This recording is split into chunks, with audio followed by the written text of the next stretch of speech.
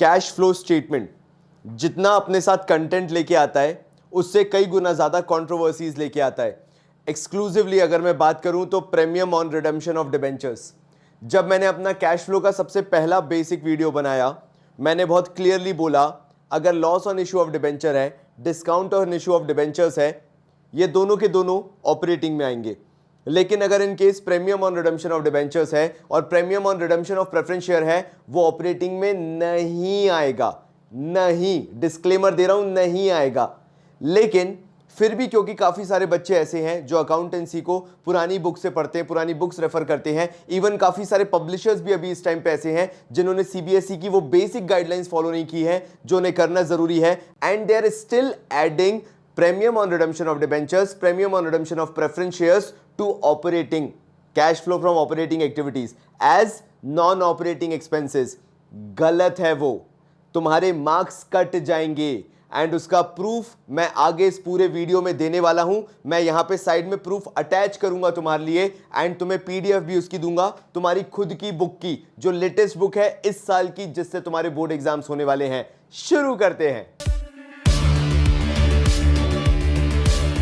मैंने इंटेंशनली ऐसा question choose किया है जिसमें तुम्हें बहुत कुछ सीखने को मिले। जैसे देखो यहां पे तो शेयर होल्डर्स फंड वही सीधा सच्चा सा share capital reserves and surplus है, वेल एंड गुड, कुछ ऐसा बहुत ज्यादा भयानक या भयंकर नहीं है। लॉन्ग टर्म बोरिंग्स में 10% डिबेंचर्स दिया हुआ है, अगेन अ बेसिक क्वेश्चन।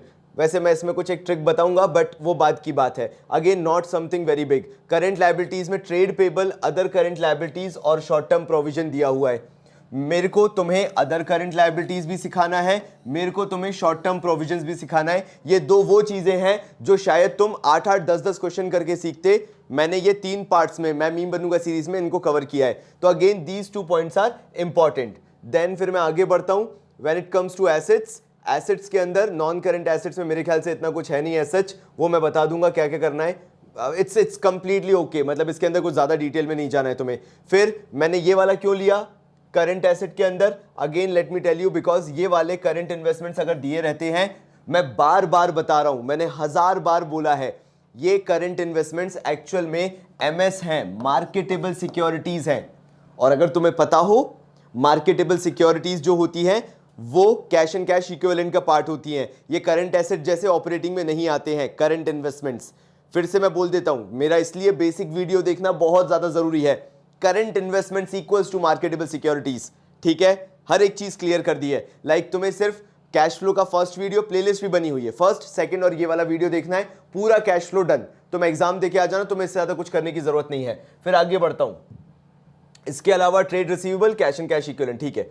अब देखो यार, एक्चुअल में मेहनत जो चालू होती है तुम्हारी, वो तुम्हारी ये नोट्स टू अकाउंट्स के साथ होती है। ये जो तुम देख रहे हो नोट्स टू अकाउंट्स लिखा हुआ, एक्चुअल में तुम्हारी मेहनत इसके साथ है, क्योंकि इसमें तुम्हारा शेयर कैपिटल में 2 दिया हुआ है, एक तो इक्विटी और दूसरा प्रेफरेंस शेयर कैपिटल। मतलब इससे भयंकर क्वेश्चन नहीं आ सकता, इक्विटी कैपिटल के साथ साथ प्रेफरेंस शेयर कैपिटल भी आ गया है। दूसरा, रिजर्व्स एंड सरप्लस में तुम्हारा सिक्योरिटीज प्रीमियम रिजर्व भी दिया हुआ है जो बढ़ रहा है। अब अधिकतर बच्चे क्या करते हैं, सिक्योरिटीज प्रीमियम रिजर्व और premium on redemption of debentures या premium on redemption of preference shares को भी कंफ्यूज कर लेते हैं। दोनों बहुत अलग अलग हैं। जैसे तुम इंसान हो, तुम्हारे घर के बगल में रहने वाले लोग भी इंसान है, कहने को दोनों इंसान है लेकिन दोनों की बहुत डिफरेंट पर्सनालिटी है। ऐसी सिक्योरिटीज प्रीमियम रिजर्व भी बहुत डिफरेंट होता है, और बाकी वो जो 2 premium on redemption of debentures, premium on redemption of preference shares, दोनों बहुत डिफरेंट होते हैं। चल मारो, भाई है तुम्हारा, बचा लेगा, टेंशन मत लेना। आगे बढ़ता हूं मैं। फिर surplus that is balance in statement of profit and loss, again तुम्हें मालूम है कि उसको तो अपन प्रॉफिट निकालने के लिए लेते हैं। Premium on redemption of preference shares, ये सबसे बड़ा फैक्टर है, और ये जिसने तुम्हें नहीं सिखाया वहीं तुम्हारे मार्क्स कट गए। अब ये देखो, जब ये करंट लायबिलिटी जैसे दिया हुआ है, मेरी बात बहुत ध्यान से सुनना, यहां देख रहे हो मेरे को या नहीं देख रहे हो, जब तुम्हें पीछे लिखा हुआ साफ शब्दों में, साफ अक्षरों में अदर करंट लायबिलिटीज लिखा हुआ दिख रहा है, तुम उसको कैसे P&L से एडजस्ट कर सकते हो? That is other current liability, you can never adjust out of profit and loss account, because ऐसी अदर करंट लायबिलिटीज का जो एक्चुअल ट्रीटमेंट होता है, वो एक्चुअल ट्रीटमेंट शुरू होता है पहले कैपिटल रिजर्व से, फिर सिक्योरिटी प्रीमियम रिजर्व से, और लास्ट में प्रॉफिट एंड लॉस अकाउंट से। टीएस गिरेवाल का, I don't remember the exact page number, मैं पेज नंबर यहां पे मेंशन कर दूंगा, 2021 एडिशन जो लेटेस्ट इस साल तुम लोगों के लिए बनाया गया था, तुम्हारे टर्म 2 के लिए बनाया गया था, तुम्हारे बोर्ड एग्जाम्स के लिए बनाया गया था, मैं वहां पे उसका पेज अटैच करके दिखा रहा हूं। तुम अपनी बुक खोल के देख लेना जो टीएस गिरवाल की बुक है, तुम्हें पता चल जाएगा ये प्रीमियम और रिडेम्पशन और डिबेंचर के बारे में डिटेल्ड एक्सप्लेनेशन है। एंड जहां से भी तुम पढ़ रहे थे, तुम कितना गलत पढ़ रहे थे और क्यों पढ़ रहे थे, बिकॉज जब तक मैं प्रूफ अटैच नहीं करूंगा तुम्हें यकीन नहीं होगा मेरी बात पे। तो जो बुक्स में दिया है मैं वो अटैच करके दे रहा हूं, ये लेटेस्ट अपडेट है। और टीएस गिरवाल ही क्यों ली, बिकॉज इससे ज्यादा अपडेटेड बुक तुम्हें मार्केट में नहीं मिलेगी।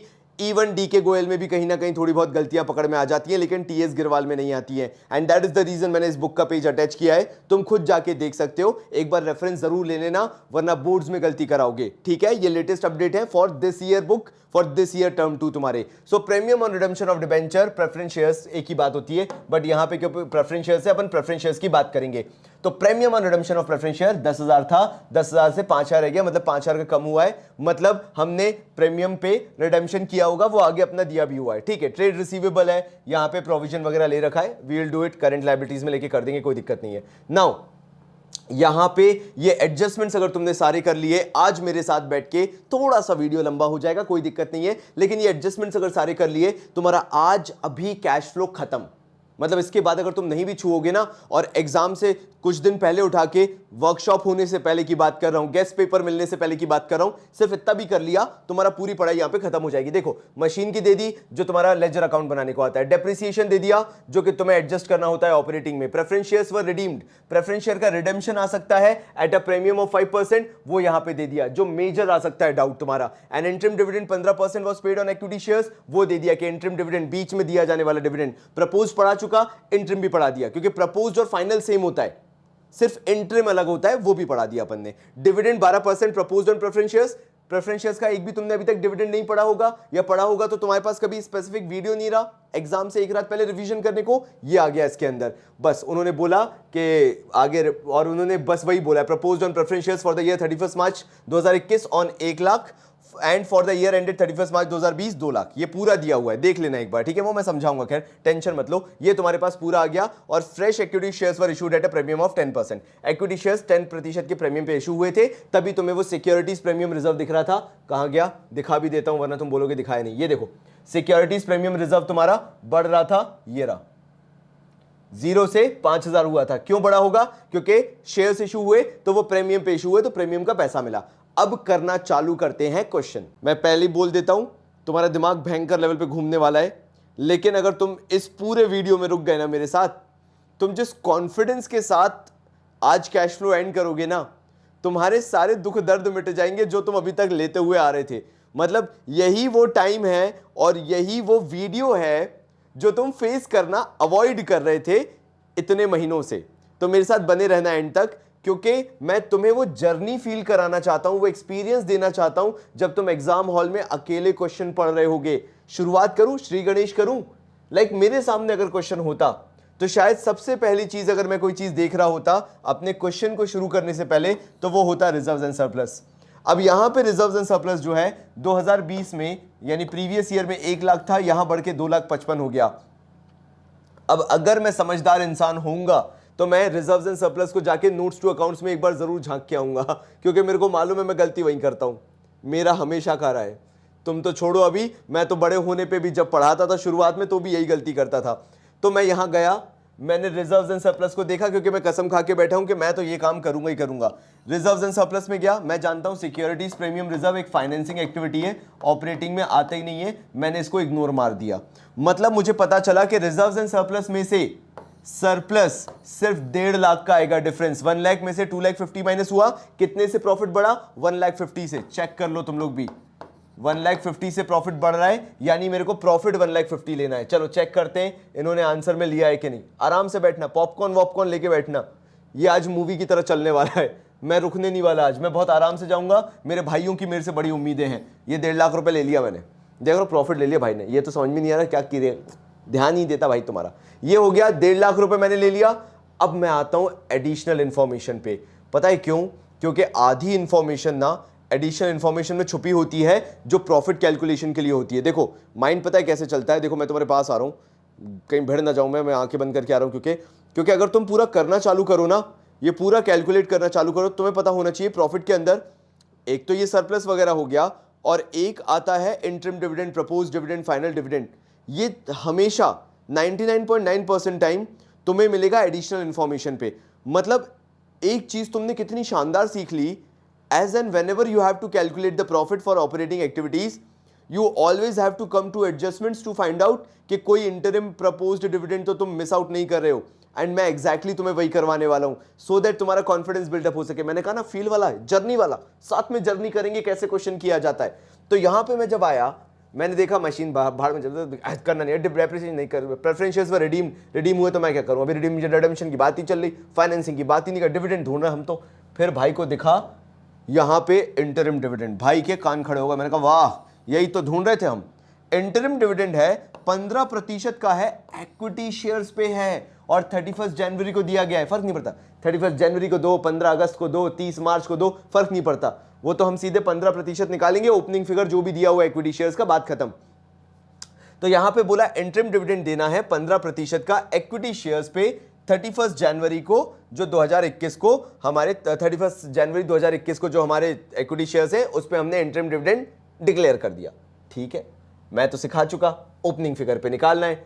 तो भैया शेयर कैपिटल में ये देखो जरा, शेयर कैपिटल, अरे अरे अरे किधर जा रही हूं तुम, हाँ ये रहा शेयर कैपिटल। मैंने यहां पे देखा शेयर कैपिटल का ओपनिंग फिगर होता है, मतलब 2020 का ओपनिंग फिगर कितना था, 3 लाख। इसका निकाला मैंने 15%, 15 1 जा 15, 15 2 जा 30, 15 3 जा 45, मतलब इसका डिविडेंड कितना निकल के आया, 45,000 का इंटरिम डिविडेंड निकल के आया।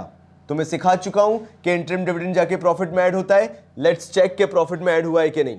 चेक करें, कहां गया, ये रहा। जरा देखो भाइयों, तुम लोग कितना शानदार जा रहे हो, मेरे को बाकी चीजों का लेना देना नहीं। अपन ने इंटरिम डिविडेंड 45,000 ये निकाल दिया, अपना ये काम भी हो गया। अब अपन प्रोविजन फॉर टैक्स की तलाश में चलेंगे। अब अपन को प्रोविजन फॉर टैक्स को छानना है। तुम भी जानते हो प्रोविजन फॉर टैक्स जो करंट ईयर में बनाया जाता है वो प्रॉफिट में ऐड हो जाता है, बिकॉज वो खर्च नहीं किया जाता है। ये तो तुम जानते हो ना, whatever provision for tax we have made for current year. अब क्योंकि मैं तुम्हें एक क्वेश्चन प्रोविजन फॉर टैक्स वाला कल करवा चुका हूं, ये एक ऐसी चीज है जो तुम नहीं करोगे, क्योंकि तुम क्या सोचोगे, प्रोविजन फॉर टैक्स की तो लेजर ही लेजर आते हैं, और तुम भूल जाओगे। कई बार सरप्राइजिंग एलिमेंट होता है कि प्रोविजन फॉर टैक्स का कोई लेजर ही नहीं होता है। क्यों? क्योंकि प्रोविजन फॉर टैक्स की कोई एडिशनल इंफॉर्मेशन ही नहीं होती है। चेक करो, तुम्हें कोई भी एडिशनल इंफॉर्मेशन नहीं मिलेगी। क्यों? क्योंकि क्वेश्चन में सीधे सच्चे तरीके से शॉर्ट टर्म प्रोविजन के आगे प्रोविजन फॉर टैक्स लिख के दे दिया। और अगर सीधे सच्चे तरीके से प्रोविजन फॉर टैक्स लिख के दे दिया तो तुम्हें मेरा फर्स्ट वीडियो कैश फ्लो का काम आएगा, जहां मैंने बताया था पिछले साल का प्रोविजन तो इस साल का टैक्स पेड बन जाता है, यानी करंट ईयर का प्रोविजन वो था जो प्रॉफिट से निकाल के हमने अलग रख लिया होगा। तभी जब तुम cash flow from operating activities निकालोगे, यहां पे जब अपन cash flow from operating activities निकाल रहे हैं, तो जो प्रोविजन फॉर टैक्स है, देख रहे हो यहां पे ये 12,000 लिया गया है, क्योंकि करंट ईयर में जो प्रोविजन बनाया वो प्रॉफिट में से सिर्फ अलग निकाल के रखा हुआ था। So as to calculate the total amount of profit, हमने उस प्रोविजन को भी यहां पे देखो ऐड करके रखा हुआ है। अब क्योंकि मैंने तुम्हें प्रोविजन फॉर टैक्स भी निकलवा दिया है, क्योंकि मैंने तुम्हें इंटरिम डिविडेंड भी निकलवा दिया है, अब बस एक बचता है, और वो पता है एक कौन सा है, जरा देखो यहां पे। इंटरिम डिविडेंड तो मैंने ले लिया, ये देख रहे हो, इंटरिम डिविडेंड में ले चुका, लेकिन ये जो डिविडेंड 12% है ना, ये देखने में इतना भयंकर लगता है, तुम्हें लगता नहीं होगा। भाई है ना तुम्हारा, बिल्कुल सीधा सच्चा बताएगा इसके अंदर। उनने बोला 12% का प्रपोज डिविडेंड है। एक हो गया 31 मार्च 2021 जो कि करंट ईयर है, और 1 लाख रुपए का जो, मतलब 1 लाख रुपए के प्रेफरेंस शेयर्स जो है उन पे आपको 12% का प्रपोज डिविडेंड देना है, या फिर आपको ईयर एंडेड 31 मार्च 2020 पिछले साल का, प्रीवियस ईयर के जो 2 लाख रुपए के आपके प्रेफरेंस शेयर्स हैं उस पे आपको प्रपोज डिविडेंड देना है। आप भी जानते हो कि आप प्रीवियस ईयर पे देते हो, तो मैं जो 12% का डिविडेंड प्रपोज्ड है वो मैं प्रीवियस ईयर के फिगर पे निकालूंगा, 2 लाख पे, मतलब सन 2020 के पे, 31 मार्च 2020 के पे निकालूंगा। समझे कि नहीं समझे? I have to find out on the previous year, propose dividend previous year पे आता है। तो मेरे को कोई लेने ही देना नहीं था मेरे भाइयों। तुम लोग अगर मुझे फॉलो अप कर पा रहे हो तो on preference shares for the year 31 मार्च 2021 1 लाख रुपए से मेरे को लेने ही देना नहीं है। और लेना देना क्यों नहीं है वो भी मैं समझा चुका। दिस इज करंट ईयर, जहां मैं 2021 लिखा देखूंगा वो भी प्रपोज्ड डिविडेंड के साथ, because 2021 is my current year, मैं उसको काट दूंगा सीधे कि देना ही नहीं है। तो मुझे 12% किस पे देना पड़ेगा, प्रीवियस ईयर पे, जो कि 2 लाख है। 12 2 24,000, and that is the reason तुम लोगों को यहां पे प्रेफरेंस डिविडेंड जो है, देख रहे हो यहां पे लिखा हुआ, ये 24,000 लिखा हुआ है। तो मैंने तुम्हें सब समझा दिया कि प्रोविजन फॉर टैक्स कौन सा लेना है, करंट ईयर का। प्रेफरेंस डिविडेंड कौन सा लेना है, प्रीवियस ईयर का। इंटरिम डिविडेंड में बिना देखे हुए कि कितने महीने बाद दिया है, कब दिया है, तुमने सीधे उठाया और इंटरिम डिविडेंड ओपनिंग फिगर का निकाल के परसेंटेज सीधे इंटरिम डिविडेंड भी दे दिया 45,000। लाइक कितना आसान है। लेकिन दिक्कत क्या है, कोई वीडियो में तुमसे से बात करने को नहीं है ना, जैसे मैं हूं, तुम्हारी आंखों में देख के मैं तुमसे बात करता हूं कि यार भाई हाँ बस सुनो मेरी बात, मेरी आवाज पे ध्यान दो, और अगर तुम बस इतना ही कर रहे हो मेरे लिए काफी है। लाइक मैंने तुम्हें कितना अच्छी चीज बताई कि कई बार ऐसा हो सकता है कि प्रोविजन फॉर टैक्स को लेकर there is no additional information given. तुमने भरोसा किया मेरे पे और इस क्वेश्चन में तुमने पकड़ा कि प्रीवियस ईयर का फिगर प्रोविजन फॉर टैक्स का इस साल टैक्स पेड होता है और करंट ईयर का प्रोविजन फॉर टैक्स प्रॉफिट में जुड़ता है। यही तो हिम्मत चाहिए, यही तो पेशेंस लेवल में तुमसे चाहता हूं ना। और क्या चाह रहा हूं, कुछ भी नहीं, बस एंजॉय करो मेरे साथ। तो जब यहां तक तुम आ चुके हो एंड यू नो कि तुम्हारा net profit before tax and extraordinary items, इन तीनों को ऐड करने के बाद, लाइक बिकॉज ये these are all the part of profit, ये 81,000 है, तो 1,50,000 में 81,000 ऐड करोगे 2,31,000 आ जाएगा। एंड अब बेटा मौसम आ चुका है, अगर तुम्हारा net profit before tax and extraordinary items इतना आ चुका है, now you have to calculate non cash non operating. और नॉन कैश नॉन ऑपरेटिंग में जनरली तुम बुक्स में लिखा हुआ देखोगे प्रोविजन फॉर डाउटफुल डेट, इसलिए मैंने यहां पे प्रोविजन फॉर डाउटफुल डेट को इधर पे ले रखा है। और एक और चीज, यहां पे 2 से 3 चीजें सीखने को है जो मैं पूरी एक एक करके सिखाऊंगा। लेकिन सबसे पहले, क्योंकि तुम्हारे भाई का काम है लेजर बना के सिखाना, तो सबसे पहले तुम्हारा भाई लेजर बनाएगा। बिल्कुल टेंशन फ्री रहो, तुमने देखा ही नहीं कुछ भी, भाई तुम्हारा करवाएगा। कोई देखा ही नहीं तुमने कि वो जो non operating non cash item है, तुमने नहीं देखा, भाई तुम्हारा बेसिक से समझाएगा, एक एक शब्द लेकर बहुत आराम से। जो बैठेगा इन तक आराम से चलो के जाएगा। मैंने क्या बोला, ये क्वेश्चन के बाद जो तुम्हारा लेवल ऑफ कॉन्फिडेंस है वो 7वें आसमान पे होगा कैश फ्लो को लेके। क्या करना है चलो देखते हैं। ठीक है, मशीन के बारे में बोला है, 40,000 की थी, 25,000 में बेच दी आउटराइट। तुम्हें यहां पर अगर 40,000 की मशीन है, 25 में बेच दी, तुम्हें 15,000 का सीधे सीधे लॉस दिख रहा है। You can clearly see a loss of ₹15,000। यहां पे डेप्रिसिएशन ड्यूरिंग द ईयर दिया हुआ है 70,000 रुपए, तो ये भी तुम जानते हो कि ये ऑपरेटिंग में सीधे, क्योंकि ये depreciation charge during the year है, ये दोनों के दोनों आ जाएंगे। तो एक अच्छा, ये क्यों आएगा, क्योंकि ये मशीन जो बेच रहे हो उसका डेप्रिसिएशन नहीं है, depreciation charge during the year है, पूरे साल का डेप्रिसिएशन है। और पूरे साल का डेप्रिसिएशन ही ऑपरेटिंग में आता है, ना कि वो डेप्रिसिएशन जो बेचने वाली मशीन पे है। जैसे यहां लिखा होता machine book value 40,000, having depreciation 10,000, sold for 25,000, वो वाला डेप नहीं लेते आप। You never take that debt. Which debt is taken in operating activities? Depreciation charged during the year. तो यहाँ पे ये सिखाना था मुझे कि कौन सा डेप्रिसिएशन ऑपरेटिंग में जाता है, वरना पता चला सीख के तो सब गए, लेकिन जहां डेप्रिसिएशन लिखा देखा ही नहीं कि वो कौन सा डेप्रिसिएशन उठा के ऑपरेटिंग में डाल दिया। तो अब तुम्हें पता है डेप्रिसिएशन जो साल भर का लगता है, चार्ज ड्यूरिंग द ईयर होता है, उसको उठा के लेके जाते हैं। सो 15,000 दिस, 17,000 दैट। यहां पे जरा देखो, चेक करो कहां गया कहां गया कहां गया, नाक मत कटाना। हाँ बिल्कुल सही बोला, बिल्कुल सही बोला। देखो मशीन को बेचने पे नुकसान हुआ था 15,000 का, depreciation charge during the year 70,000, ये दोनों ले लिया। बताओ कोई परेशानी, बिना लेजर बनाए करवा दिया। क्यों? क्योंकि लेजर कल करवाया था, अभी लेजर की जरूरत नहीं पड़ी। अगर पड़ती भाई तुम्हारा दिल से बनाता, और वैसे इन्वेस्टिंग में पड़ेगी, लेकिन जब पड़ेगी तब करेंगे, अभी तो नहीं है ना। अब देखो यार क्या हुआ, मैंने डिबेंचर्स को सूंघ लिया था, मतलब लोग देखते हैं मैंने डिबेंचर को सूंघ लिया था। एंड तुम लोग को ये डिलेमा होती है कि भैया जब डिबेंचर दिया हुआ हो क्वेश्चन में, तो उस पर रेट ऑफ इंटरेस्ट लेना है या नहीं लेना है, मतलब आप ही बता दो, हम उस हिसाब से कर देंगे। मैं तुम्हें बहुत सिंपल शुद्ध आवाज में, एक टोन में ये समझाना चाहता हूं।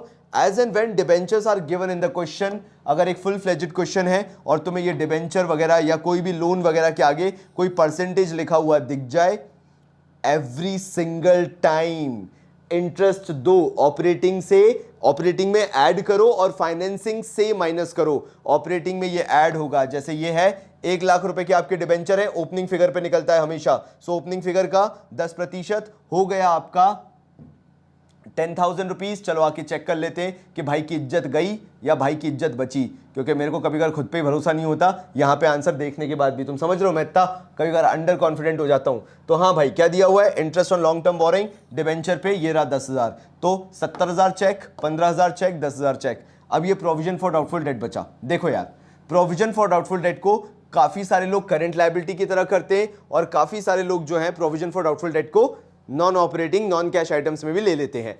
दोनों ऑप्शन सही है, कोई गलत नहीं है।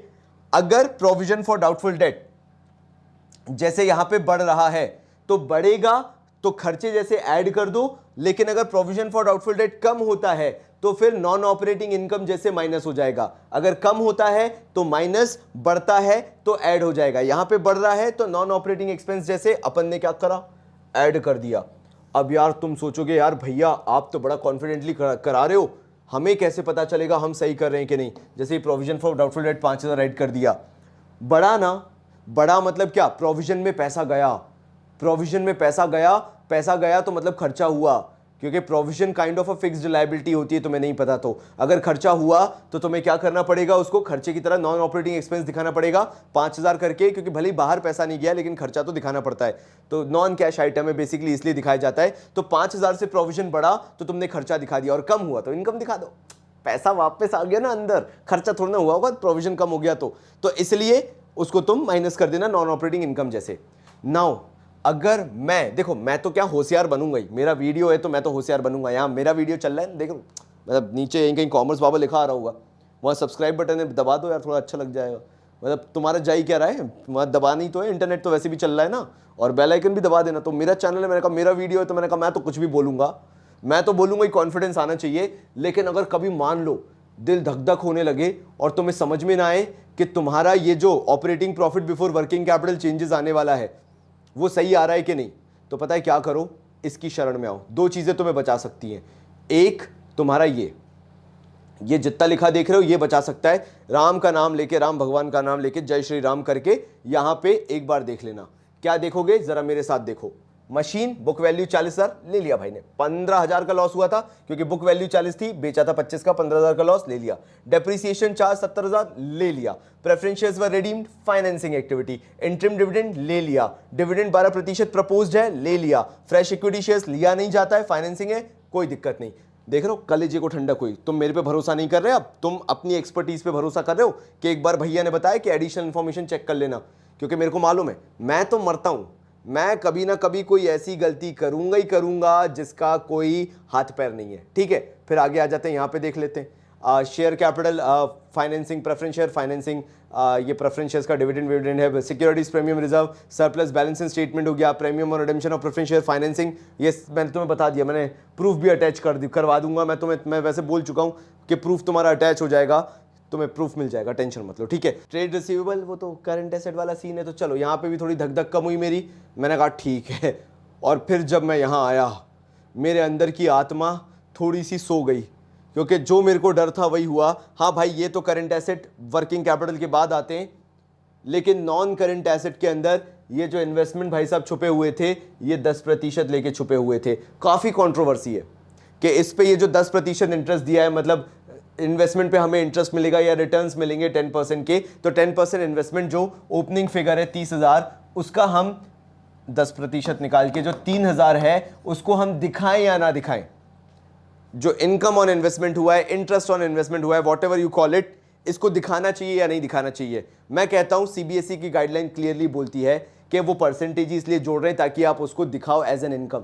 अब अगर ये इनकम हो रही है तो भाई हमें दिखाना पड़ेगा, और अगर मैं एक बार चेक करने दोबारा नहीं आता, वो हैबिट तुम्हारी नहीं डलवाता मेरे साथ, जो तुम वो डर है ना जो तुम्हारे अंदर का कि कैश फ्लो में भैया कभी कॉन्फिडेंस नहीं आता, मत रखो कॉन्फिडेंस, डरे रहो बिल्कुल, लेकिन ऐसे डरे रहो कि फोड़ दो क्वेश्चन की एकदम, ऐसे एक एक चीज बारीक चेक करो कि कहीं पे कमी ना रह जाए, थर थर कांपो तुम के भाई कोई चीज छूटनी नहीं चाहिए एकदम। कैश फ्लो में इस बार सही करके आना है, जैसे मैंने यहां पे चेक किया और मुझे पता चल गया 10% इन्वेस्टमेंट, मतलब इंटरेस्ट ऑन इन्वेस्टमेंट में लेना भूल गया था। फिर भी मैं ऊपर तक जाऊंगा और चेक करूंगा कि कुछ और तो नहीं छूटा। ट्रेड पेबल नहीं, प्रोविजन फॉर टैक्स ले लिया, शॉर्ट टर्म प्रोविजन में मैंने लॉन्ग टर्म बोरिंग इंटरेस्ट ले लिया, शेयर कैपिटल है बढ़िया, बहुत ही शानदार। तो मैंने मेरे भाइयों यहाँ पे आके देखा, कहाँ गया अरे ये तो सब गंदी गंदी चीजें आ गई हैं। हाँ यहाँ पे मैंने देखा दिया हुआ था इंटरेस्ट ऑन इन्वेस्टमेंट 3,000 का, फाइनली मेरे को राहत की सांस आई कि मैंने सही किया है, ये 3000 भी मैंने ले लिया। तो 2,31,000 आ गया था अपना net profit before tax and extraordinary item. अपन ने ये लिया सारा, 3000 माइनस किया, अपना operating profit before working capital changes 3,28,000 आ चुका है। बधाई हो, अपन ने बहुत अच्छा काम कर लिया है। अपन ने फाइनली सीख लिया है कि एडजस्टमेंट 50-100 भी क्यों ना दे दो, हम तो सही करेंगे, क्योंकि हमारे अंदर कॉन्फिडेंस है। हमें मालूम है कि हमें चीजें कैसे करनी है। हमें मालूम है कि अगर हम वो 100% वाले बच्चे भी नहीं है, वो 70% कॉन्फिडेंस वाले भी हैं, तो भी हमारे पास दम बाकी 30% की काई की है, चेकिंग की। 70% कॉन्फिडेंस, 30% चेकिंग, 70% कॉन्फिडेंस, 30% चेकिंग, और यही तुम्हें आंसर लाता है। मत होने दो ना, 30% चेकिंग से ले आएंगे। कौन कहता है 100% कॉन्फिडेंस चाहिए? कभी नहीं आता है। मेरे को आज तक कार चलाने में नहीं आया, मेरे को लगता है किसी दीदी को ही उड़ा दूंगा मैं, लेकिन फिर भी बाइक चलाता है, दम से चलाता है। क्यों? चेक कर करके, रोड चेक करके चलाता है, अलर्ट होकर चलाता है। ऐसे तुम्हें भी करना है, क्वेश्चन भी ऐसे करना है, दीदी को मत उड़ा देना है ना। चलो आगे बढ़ते हैं। अब अपन को क्या करना है, अपन यहां तक आ चुके हैं। मेरे को लगता है करंट एसेट्स करंट लायबिलिटीज में तुम्हें कोई दिक्कत नहीं होगी। ये वाला पार्ट एक बार मैं तुम्हें दिखा देता हूं कि करंट एसेट्स करंट लायबिलिटीज कौन सी ली जाएंगी, एंड तुम लोग मुझे करके दिखा देना, ठीक है। चलो, डेटर्स जो है, सन्ड्री डेटर्स तुम यहां पे देख रहे हो, 1 लाख से 2 लाख हो रहे हैं। सन्ड्री डेटर्स तुम्हारे बढ़ रहे हैं। अगर बढ़ रहे हैं तो डेटर्स तुम्हारे -1 लाख होंगे। बताओ यस और नो, जल्दी बताओ मेरे को, चैट सेक्शन चलते रहना चाहिए। सन्ड्री डेटर्स जो है, because there is increase in current assets, तो वो अपना ऐड हो जाए, माइनस हो जाएगा, माफी चाहूंगा, वो माइनस हो जाएगा, because the current assets are increasing. Other current liabilities को लिया नहीं जाएगा, because that is premium on redemption of preference share. मैं क्लियरली बता चुका हूं, premium on redemption of preference share नहीं आता है। 2019 और उससे पहले की बुक से पढ़ना बंद करो, ठीक है। फिर ये सब नहीं लिया जाता, बस ट्रेड रिसीवेबल ही है, मतलब नोट्स टू अकाउंट्स के अंदर। तो आगे आ जाते, हाँ, इन्वेंट्रीज पे आ जाएं। इन्वेंट्रीज जो है 1 लाख से 90,000 हो रही है, मतलब इन्वेंट्रीज प्लस 10,000 होंगी, क्योंकि इन्वेंट्रीज कम हो रही हैं। ट्रेड रिसीवेबल अपन कर चुके हैं ऑलरेडी, करके आ रहे हैं, अभी जस्ट पीछे करके आ रहे हैं। कैश एंड कैश इक्विवेलेंट को लिया नहीं जाता है, हो गया ये। आ जाते हैं करंट लायबिलिटीज पे। करंट लायबिलिटीज के अंदर अपन को ट्रेड पेबल देखना है। ट्रेड पेबल अपना था 46,000, बढ़ के हो गया 1,33,000। तीर्थ करियो यार, ये 33 के बाद अब तो करेंगे 33 87 ना। वेरी गुड, थैंक यू तीर्थ। वैसे मेरे को आता था, बट तूने बता दिया इसलिए मैंने पूछ लिया, वरना मेरे को खुद से आता था। I don't need your help. Other current liabilities को नहीं लेंगे, शॉर्ट टर्म प्रोविजन को नहीं लेंगे। अदर करंट लायबिलिटीज को क्यों नहीं लेंगे? बिकॉज ऑब्वियसली वो प्रीमियम और रिडम्पशन ऑफ प्रेफरेंस शेयर है, और शॉर्ट टर्म प्रोविजंस को भी नहीं लेंगे, ठीक है। तो ये हो गया, 3 आइटम आ रहे हैं, 87,000 और वो वाले बाकी दो। चलो देख लें अपन क्या क्या लिया है इन्होंने भी, अपन को भी देखना जरूरी है, वरना अपन ही तेज चलते रहें और आंसर में कछुआ कछू लिख दें वो, और फिर अपन सोचे कि भगवान अपन क्या ही करके बैठे हैं। चलो चेक करते। हाँ, बहुत ही शानदार, बहुत ही शानदार, ठीक है। इन्वेंट्रीज और ट्रेड पेबल्स ये देख लो ऐड हो रहे हैं दोनों के दोनों, ये भी ऐड हुआ, ये भी ऐड हुआ, और ये 1 लाख का आपका जो ट्रेड रिसीवेबल था, मतलब जो डेटर था, वो आपका माइनस हो रहा है। तो फाइनली आपका इससे कैश जनरेटेड फ्रॉम ऑपरेशन आ गया 3,25,000 रुपीज। आपको इससे टैक्स माइनस करना है, और टैक्स पेड आप भी जानते हो कहां से आया था, वो 24,000 रुपए। मालूम है कि नहीं है बताओ? वही जो प्रीवियस ईयर का प्रोविजन फॉर टैक्स था, वो इस साल का टैक्स पेड बन जाएगा। लेकिन भाई फिर से पीछे जाके दिखाएगा, तुम्हें बोर करेगा। और कर लो मेरे से पढ़ाई, मैं तो कराऊंगा बोर, मेरा काम है तुम्हें 100% देना, ठीक है। कहाँ गया, कहाँ मर गया, बेइज्जती मत कराना। नहीं आ रहे हो तीर्थ, कहाँ लगे हो तुम? आएगा, आराम से आएगा, बेइज्जती होने तो थोड़ी बहुत। ओके, ये रहा देखो मेरे भाइयों, ये रहा प्रोविजन फॉर टैक्स। ये वाला जो है, या प्रीवियस ईयर का इस साल का 24,000 टैक्स पेड मान के ले लोगे। यही मेहनत थी जो तुम करने से बचते हो, मैंने तुम्हें करवा दी कैश फ्लो स्टेटमेंट में। बहुत सारी चीजें क्लियर होती चली जा रही हैं, and finally you are understanding it is not about कि तुम्हें फॉर्मेट याद रख के ही क्वेश्चन होगा। It is about conceptualization, you know, that thinking that you have to build up, and धीरे धीरे होते चले जाता है। आखिर में सब लोग टाइप करके जरूर जाओगे, जिसने ये वीडियो पूरा देखा है और जो मेरे ये शब्द सुने हैं, 70% कॉन्फिडेंस, 30% चेकिंग, ये लिख के जाना कि कैश फ्लो स्टेटमेंट। और लोग पागल हो जाएंगे कमेंट में, जो देखेंगे ना, जिन्होंने पूरा वीडियो नहीं देखा, वो समझेंगे नहीं कि ये भैया ने और बाबूजी ने क्या बोल दिया, 70% कॉन्फिडेंस, 30% चेकिंग। तुम है ना भसड़ मचा देना, कमेंट में लगा देना, लाइक कर देना वीडियो और भसड़ मचा देना, इतना कर देना बस, ठीक है। चलो अब अपन को क्या करना है, अपन को निकालना है इन्वेस्टिंग एक्टिविटीज, और इन्वेस्टिंग के लिए बेटा चेक करना पड़ता है अपन को ये वाला आइटम, प्रॉपर्टी वाला, ये सब वाला, ठीक है। अब यहां पे आ गया property, plant, equipment, fixed assets, tangible जो है अपने 5,10,000 के थे, 6,20,000 हो गए, मतलब 1,10,000 से बढ़ गए। यानी ये वाले अगर अपने बड़े हैं, इंक्रीज हुआ है, तो बेटा ये माइनस होगा क्योंकि आपने खरीदा होगा यानी पैसा खर्च हुआ होगा, इसलिए ये माइनस होगा। 30,000 से 80,000 हुआ है, ये भी 50,000 जो है this will be deducted, minus होगा। मेरे को मालूम है तुम्हारी छाती में थोड़ा थोड़ा दर्द हो रहा होगा, बढ़ रहा है तो प्लस करो ना। नहीं, इन्वेस्टिंग में देखा जाता है कि बढ़ रहा है तो आपके पास से पैसा गया होगा तब एसेट बढ़ा होगा। तो पैसे के कॉन्टेक्स्ट में देखो, अगर इतने बढ़ गए हैं तो मतलब खरीदने में, परचेज किए होंगे तभी बढ़े हैं, और परचेज करने में पैसा जाता है, तो इसलिए अपन इसको माइनस कर देंगे। फिर आ जाते हैं अपन, इन्वेस्टमेंट ले लिया, इसका 10% जो निकाला था 3,000 याद है, वो प्लस करेंगे क्योंकि इंटरेस्ट अपन को उसका मिल रहा है। उसके बाद बिल्डिंग भी तो है। अरे कहाँ गई बिल्डिंग? बिल्डिंग जी रुको, एडिशनल इंफॉर्मेशन में आने दो, जी का जंजाल जिसे बोलते हैं अपन। मशीन कितने की थी? 40 की, बेची कितने में? 25, तो ये तुम्हें मेंशन करना पड़ेगा, 25,000 प्लस करके आएगा क्योंकि पैसा आया इससे। और कुछ है नहीं, बस हो गया, इन्वेस्टिंग खत्म। देख रहे हो तुम भाई, तुम्हारा कितना डिटेल में करवा रहा है तुम्हारा। नहीं, गलती करने दो, गलती नहीं, तुम नहीं, इस बार तुम नहीं बोलोगे, मेरे को गलती करने दो, फील करने दो इन लोगों को भी कि मैं भी गलती कर सकता हूं, ताकि ये भी मेरे साथ रहे कि हाँ हमें इंप्रूव करना है। ओके, फिक्स्ड एसेट्स 2,20,000, पता नहीं कहां से आया, मेरे को भी नहीं पता, मतलब भगवान जाने कहां से। हाँ, प्रोसीड्स फ्रॉम सेल 25,000 सही आ गया, प्लस हो गया। इंटरेस्ट ऑन इन्वेस्टमेंट 3,000 बिल्कुल सही हो गया। परचेज ऑफ इन्वेस्टमेंट 50,000 बिल्कुल सही हो गया। ये तीनों चीजें बिल्कुल सही है, लेकिन एक चीज समझ में नहीं आ रही भाई मेरे, यार अपन ने एक गलती करी यार, मेरे को दिख रही है वो गलती, कहां गई कहां गई कहां गई? रुको जरा, आने दो आने दो आने दो। हाँ, यहां पे कहां थे? यहां गए यहां गए यहां गए, ये रहे भाई, ये कहां गए? ये रहे भाई। यहां पे मेरे को समझ में नहीं आ रहा अब कि मैं गलती कहां करके बैठ गया, समझ रहे हो तुम?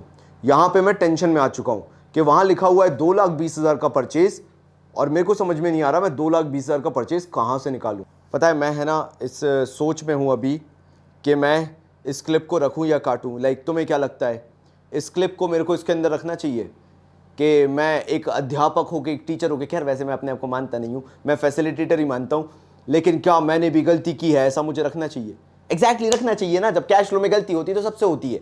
एंड मेरे से खैर गलती नहीं हुई थी, मैं थोड़ा सा स्क्रिप्टिंग कर रहा था। एक्टिंग अच्छी लगी हो तो लाइक जरूर करना करना पड़ता लाइक मांगने के लिए कोई और ऐसी चीज़ है। तो एक्चुअल में होता क्या है इस क्वेश्चन के अंदर, ये लिटरली डिलेमा थी, एंड मैं तुम्हें इसी तरीके से एड्रेस करना चाहता था ताकि तुम्हारे दिमाग में हमेशा के लिए बैठ जाए। क्या? जरा ध्यान दो, नॉन करंट एसेट्स में लिखा है property, plant, equipment, fixed assets, tangible, 5,10,000 से 6,20,000। तुम्हारे दिमाग में ऐसा कुछ भी कभी क्यों नहीं बैठेगा अगर ऐसा क्वेश्चन बोर्ड्स में आ गया तो? Because when it comes to additional information, ये लोग सिर्फ मशीन बोल रहे हैं कि मशीन 40,000 की थी, 25,000 में बेच दी, डेप्रिसिएशन साल भर का जो लगा वो 70,000 का लगा। And you will be like कि मेरे को तो कहीं दिखा ही नहीं कि मशीन का कुछ है वहां पे, तो मेरे को लगा मशीन यहां पे, वो वहां पे, इक्विपमेंट पता नहीं क्या क्या बोल रहे हैं, तो लेजर क्यों बनेगा? नहीं, अगर ऐसे क्वेश्चन आए तो तुम्हें मान के चलना है कि मशीन उस टेंजिबल एसेट का ही पार्ट है। यानी जो यहां पे टेंजिबल एसेट दिया हुआ था, जरा देखो चेक करो, यहां पे ये जो टेंजिबल दिया था, प्रॉपर्टी, प्लांट, इक्विपमेंट करके, फिक्स्ड एसेट्स करके, टेंजिबल, इसका तुम्हें लेजर बनाना पड़ेगा। एंड वही मैं तुम्हें लेजर बना के दिखाता हूं। सो यहां पे अपन लिखेंगे टेंजिबल एसेट अकाउंट, और यही चीज बोर्ड्स में तुम बोलते हो ना कि कैश फ्लो का पता नहीं कैसा क्वेश्चन आ गया, हमसे बना ही नहीं। अबे तुच्चा क्वेश्चन है, मैं क्या बोला, तुम्हें किसी एक को झेलने की आदत डालनी पड़ेगी, जैसे तुमने मेरे को भरोसा कर लिया। मैं भी क्यों कम व्यूअरशिप लेना चाहूंगा ऐसे क्वेश्चन करा के, लेकिन नहीं, कनेक्शन है ना तुम्हारा मेरा, तो मुझे ये बताना पड़ेगा तुम्हें। टेंजिबल एसेट जैसे ही मैंने लिखा, मुझे ओपनिंग बैलेंस लिखना पड़ेगा टू साइड पे, क्योंकि तुम भी जानते हो कि कोई भी एसेट का opening balance to balance BD होता है, जो कि था 5,10,000 का। बहुत शानदार, जीरो के आगे यही लगाना नहीं आ रहा भाई को तुम्हारे। हाँ, 5,10,000। जो क्लोजिंग बैलेंस होगा वो बाय बैलेंस कैरिड डाउन करके होगा 6,20,000 का। ये क्वेश्चन में दिया हुआ था, मैंने कुछ नहीं किया है, मैंने बस इसको कॉपी मारा है उठा के। मैं थोड़ा इधर खिसका लेता हूं वरना वो बेचारा कोने कोने में हो जाएगा। ठीक है, ये मैंने लिख दिया। अब क्या करना है, आपको भी मालूम है अपन ने एक मशीन बेची थी बाय बैंक करके 25,000 में, मैंने वो मशीन लिख दी 25,000 की। फिर आपको भी पता है कि उस मशीन को बेचने पे 15,000 का लॉस हुआ था, अपन उठा के 15,000 का लॉस यहाँ पे दिखा देंगे। चलो बहुत ही बढ़िया, यहाँ पे अपन ने 15,000 का लॉस दिखा दिया। फिर तुम्हें पता है साल भर का जो डेप्रीसिएशन लगा था वो 70,000 रुपए का डेप्रीसिएशन था। आई होप यहां तक तुम्हें अभी सारी चीजें क्लियर हो रही होंगी। तो बस इतनी चीजें इंफॉर्मेशन थी, एडिशनल इंफॉर्मेशन में ये तीन चीजें थी। वैसे तो दो ही चीजें थी कि एक मशीन 40,000 की थी, जिसको आपने 15,000 के लॉस में बेचा था क्योंकि 25,000 का आपने बेचा था। तो अपन ने सारी इंफॉर्मेशन यहां पे लिख दी।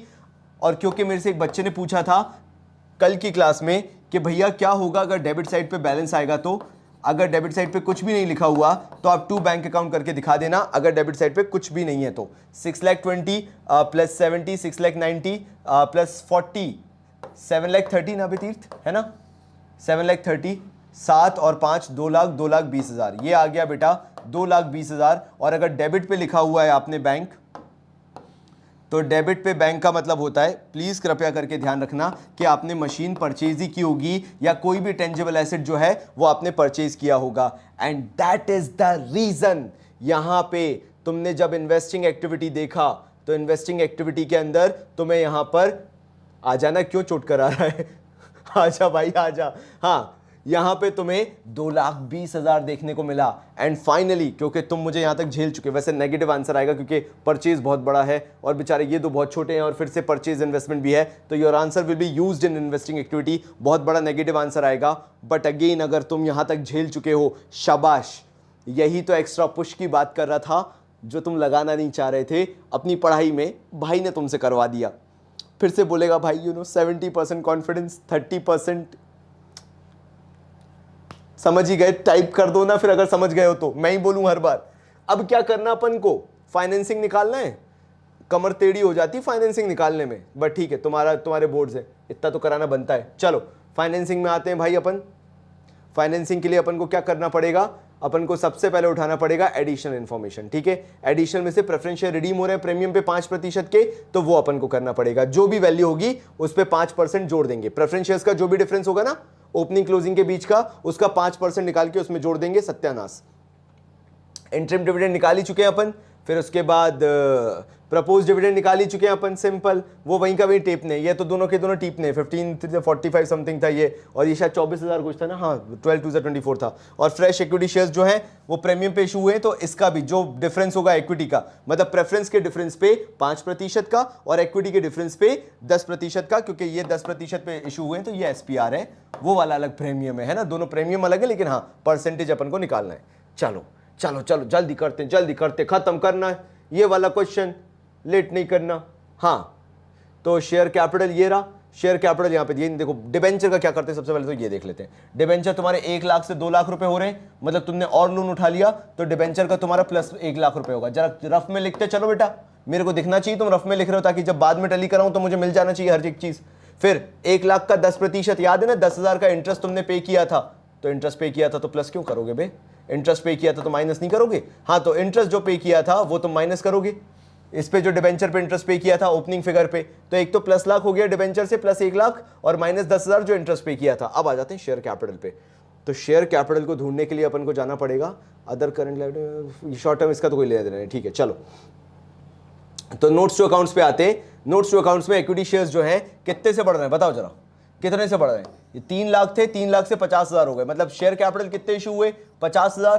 क्या बोला था 10% के प्रीमियम पे, याद है ना एसपीआर लिख के बताया था मैंने तुम्हें, 10% के प्रीमियम पे इशू हुए थे, तो 50,000 जितने के इशू हुए उसका 10% का प्रीमियम मतलब 5,000, तो ये एसपीआर की वैल्यू हो गई 5,000 की और ये इक्विटी की वैल्यू हो गई 50,000 की। बढ़िया, कोई दिक्कत तो नहीं। फिर ये कितने से कम हो रहे हैं प्रेफरेंस शेयर्स, 2 लाख से 1 लाख कम हो रहे हैं। 2 लाख से 1 लाख कम होने का मतलब क्या है, प्रेफरेंस शेयर्स कितने रिडीम हो गए, 1 लाख रुपए के रिडीम हुए भैया, 1 लाख से कम हुए ना तो 1 लाख का रिडीम हो गया। रिडीम का मतलब होता है वापस करना पैसा, तो 1 लाख रुपए वापस कर दिया अपन ने। वो कितने पे था 5% पे था, 5% पे था, मतलब 5,000 रुपए, तो 5% पे यानी 5,000 रुपए अपन ने वहां से रिडीम कर दिया, बहुत ही बढ़िया।